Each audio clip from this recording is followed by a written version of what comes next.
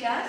आज अपन बायोलॉजी की क्लास के अंदर नया चैप्टर शुरू करते हैं, नाइट्रोजन, उपापचय और नाइट्रोजन चक्र। नाइट्रोजन आपको पता है कि जैसे अपने वायुमंडल में गैसें पाई जाती हैं, ऑक्सीजन है, कार्बन डाइऑक्साइड है, नाइट्रोजन है, तो उसी तरह नाइट्रोजन जो होता है वायुमंडल में सर्वाधिक मात्रा के अंदर पाई जाने वाली गैस है। ये अपन छोटी क्लास में पढ़ते रहे हैं। वायु में इसकी मात्रा लगभग कितनी होती है? 78% तक होती है। अब ये नाइट्रोजन अपन क्यों पढ़ते हैं कि नाइट्रोजन पढ़ने का उद्देश्य है कि नाइट्रोजन चाहे पादप हो चाहे जीव हो, दोनों के शरीर के अंदर ये आवश्यक घटक के रूप के अंदर इसकी अनिवार्यता होती है। पौधे जो होते हैं नाइट्रोजन को सीधे ग्रहण नहीं कर पाते, पर इसके बाद अभी आगे इसका कंटिन्यू करेंगे। तो सबसे पहले क्या होता है कि नाइट्रोजन जो होता है अपनी कोशिकाओं के निर्माण के अंदर जो जीव द्रव्य होता है उसका प्रमुख घटक, उसका प्रमुख अवयव होता है। इसके अलावा नाइट्रोजन जो होती है डीएनए और आरएनए के निर्माण के अंदर भी नाइट्रोजन का क्या होता है, इसका महत्व होता है। विभिन्न प्रकार के प्रोटीन्स हैं, विटामिन्स हैं, कार्बनिक यौगिक हैं, इन सबके संश्लेषण के अंदर नाइट्रोजन आवश्यक होती है। पौधों के अंदर आपको पता है हरा रंग किसके कारण होता है? पत्तियों का हरा रंग क्लोरोफिल के कारण होता है। तो क्लोरोफिल के संश्लेषण के अंदर या क्लोरोफिल का एक प्रमुख घटक क्या होता है? नाइट्रोजन। अगर पादपों के अंदर नाइट्रोजन की कमी हो जाती है तो पौधों के अंदर क्या होता है? विभिन्न प्रकार के रोग उत्पन्न हो जाते हैं। लेकिन एक इसकी प्रमुख बात देखने वाली बात है कि जैसे पौधे वायुमंडल से कार्बन डाइऑक्साइड, ऑक्सीजन इत्यादि को तो सीधा ग्रहण कर लेते हैं, लेकिन पौधे क्या करते हैं? नाइट्रोजन को सीधा ग्रहण करके उपयोग पे नहीं ला सकते हैं, नहीं ले सकते हैं। नाइट्रोजन को किस रूप में लेते हैं फिर पौधे? या तो ये नाइट्रेट के रूप में ले सकते हैं, नाइट्रेट के रूप में लेते हैं, या अमोनिया युक्त यौगिकों के रूप के अंदर लेते हैं। अब पौधे क्या करते हैं? अधिकतर पौधे सूक्ष्म जीवों के द्वारा भूमि के अंदर क्या होता है? मिट्टी के अंदर से जड़ें रहती हैं, मिट्टी रहती है, मिट्टी के अंदर विभिन्न प्रकार के क्या होते हैं? सूक्ष्म जीव होते हैं। वो सूक्ष्म जीव क्या करते हैं? नाइट्रोजन को क्या कर देते हैं? नाइट्रेट के अंदर परिवर्तित कर देते हैं और नाइट्रेट को पौधे क्या करते हैं? ग्रहण कर लेते हैं। अब ये जो नाइट्रोजन होती है पौधों के द्वारा, पौधों की जड़ों के द्वारा अवशोषित करी जाती है। वहां पादप शरीर के जाकर कोशिका का संगठन या संगठन का प्रमुख एक घटक बन जाती है। विभिन्न प्रकार की उपापचयी क्रियाओं के अंदर काम आती है। उसके बाद जब पौधों को कौन खाता है? जंतु खाते हैं। जंतु प्रत्यक्ष या अप्रत्यक्ष रूप से अपने पोषण के लिए किस पे निर्भर करते हैं? पादपों पर निर्भर करते हैं। तो जब जंतु इस नाइट्रोजन को ग्रहण करते हैं तो वहां पर जाकर नाइट्रोजन किसका? जंतुओं के शरीर का भी प्रमुख घटक बन जाती है। अब जब जंतु क्या करते हैं? अपने उत्सर्जित पदार्थ हैं उसको त्यागते हैं, या जंतु मृत हो जाते हैं तो उनके मृत होने के कारण जो नाइट्रोजन जो होती है वो कहाँ पर चली जाती है? मृदा के अंदर चली जाती है या वातावरण के अंदर मुक्त कर दी जाती है। तो इस तरह से अपन क्या देख रहे हैं कि नाइट्रोजन वातावरण के वायुमंडल में उपस्थित है, वहां पर विभिन्न क्रियाओं के द्वारा इसका यौगिकीकरण होता है। यौगिकीकरण होने के बाद पादप इसको ग्रहण करते हैं।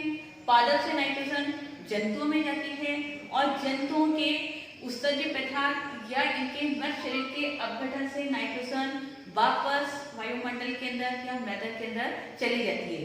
ये पूरा चक्र इसका क्या कहलाता है? नाइट्रोजन चक्र कहलाता है। अब ये नाइट्रोजन चक्र को अपन क्या करते हैं?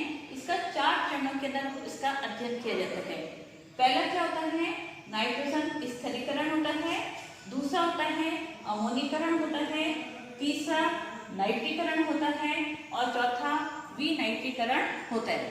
ये नाइट्रोजन चक्र के कितने? 4 चरण होते हैं।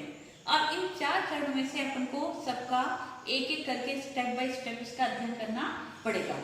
अब सबसे पहले अपन आते हैं नाइट्रोजन स्थिरीकरण। नाइट्रोजन स्थिरीकरण क्या होता है? मैं आपको पहले बता चुकी हूँ कि पौधे क्या करते हैं? वायुमंडल की स्वतंत्र नाइट्रोजन का उपयोग नहीं कर पाते हैं, तो इसके लिए पौधे क्या करते हैं?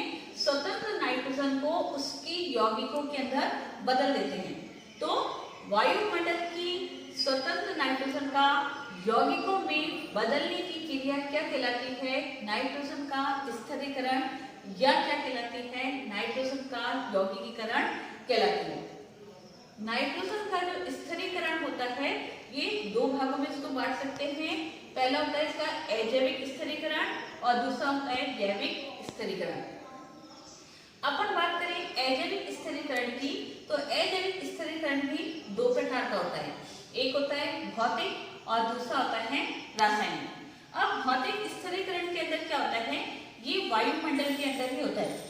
इसमें जो वायुमंडल की नाइट्रोजन जो होती है वो ऑक्सीजन के साथ मिलकर सबसे पहले किससे बदल जाती है, इसके अंदर NO के अंदर बदल जाती है, नाइट्रिक ऑक्साइड के अंदर बदल जाती है। नाइट्रोजन का स्थिरीकरण एक बार इसको थोड़ा सा रिवाइज करते हैं। नाइट्रोजन का स्थिरीकरण क्या होता है कि जो पौधे होते हैं वो वायुमंडल की नाइट्रोजन का सीधे उपयोग नहीं कर पाते हैं, इसके लिए वो वायुमंडल की नाइट्रोजन को क्या करते हैं, नाइट्रेट यौगिकों के अंदर परिवर्तित कर देते हैं।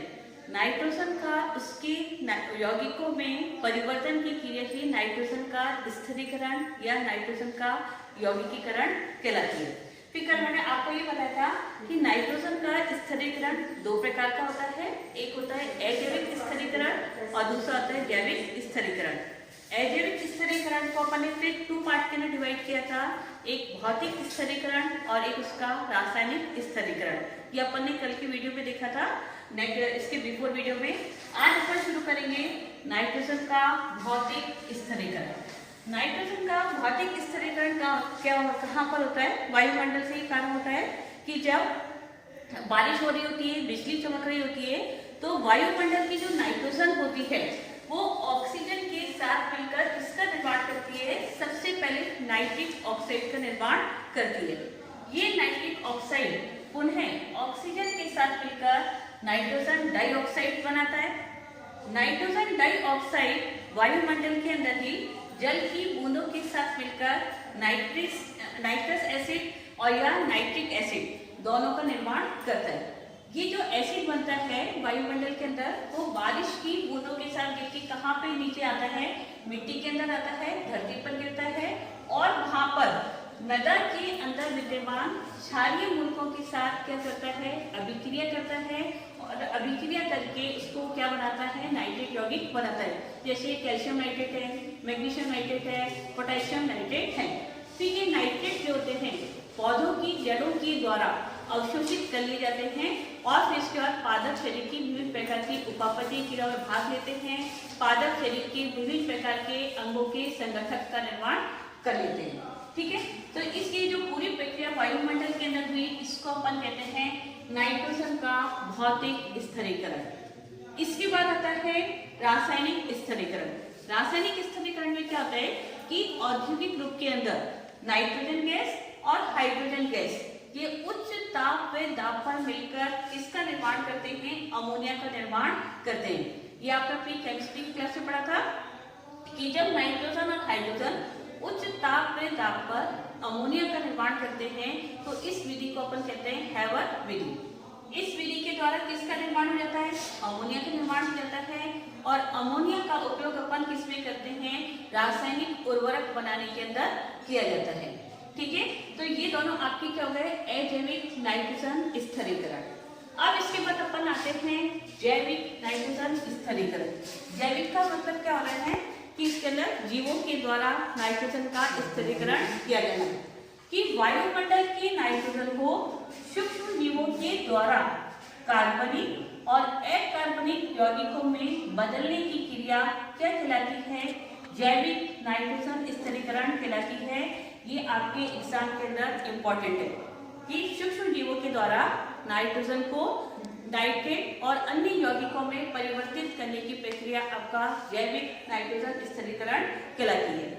ऐसे सूक्ष्म जीव जो नाइट्रोजन का यौगिकीकरण करते हैं उसको अपन क्या कहते हैं, डाइएज़ोटोट्रॉफ कहते हैं। इस नाम को आपको याद करना है।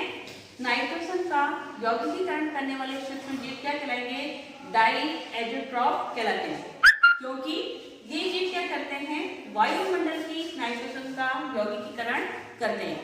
लगभग 60% नाइट्रोजन का यौगिकीकरण किसके द्वारा होता है, सूक्ष्म जीवों के द्वारा किया जाता है। अब सूक्ष्म जीवों के द्वारा जो इसका यौगिकीकरण किया जाता है इसको अपन दो भागों में बांटते हैं पुनः। एक अपन किसके अंदर पढ़ते हैं, इसके अंदर इसमें सूक्ष्म जीवों के द्वारा किया जाने वाला स्तरीकरण को अपन विभिन्न भागों के अंदर डिवाइड करते हैं। सबसे पहले अपन किसमें डिवाइड करते हैं, असहजीवी नाइट्रोजन स्तरीकरण। असहजीवी के मतलब कि मृदा में ऐसे सूक्ष्म जीव पाए जाते हैं जो कि स्वतंत्र रहते हैं और स्वतंत्र रह के नाइट्रोजन को किससे कन्वर्ट करते हैं, इसकी यौगिकों में कन्वर्ट करते हैं। तो ऐसे असहजीवी सूक्ष्म जीव में सबसे पहले आपकी क्या आता है, वायवीय जीवाणु। इसके नाम लिखने के लिए भी आते हैं एग्जाम्पल कि इसमें दो जीवाणु आपको याद रखने हैं। एक तो आपको याद रखना है एजिटोबैक्टर जीवाणु और दूसरा आपको याद करना है एजिटोमोनास जीवाणु। ये जीवाणु वायुमंडल की नाइट्रोजन को नाइट्रेट यौगिकों में कन्वर्ट करते हैं।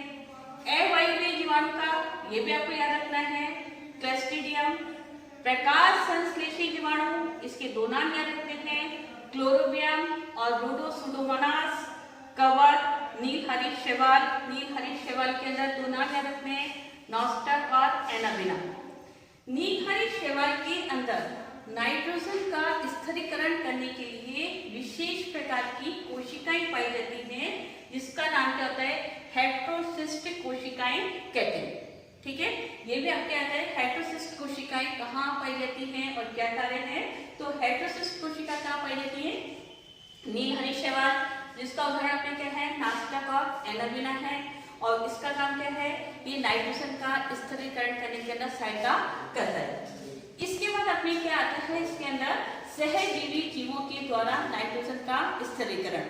ये आपने छोटी क्लास में पढ़ा था कि कुछ जीवाणु कहते हैं सहजीवी। सहजीवी जीव कहते हैं ऐसे दो जीव जो पारस्परिक लाभ के लिए साथ साथ रहते हैं, उसको अपन क्या कहते हैं, सहजीवी। इस क्रिया में दोनों जीवों को लाभ होता है। जैसे लेग्यूमिनस पौधों की जड़ों के अंदर क्या पाया जाता है, आपको पता है छोटी छोटी ग्रंथिकाएं होती हैं और उसमें कौन से जीवाणु रहते हैं, राइजोबियम जीवाणु रहते हैं।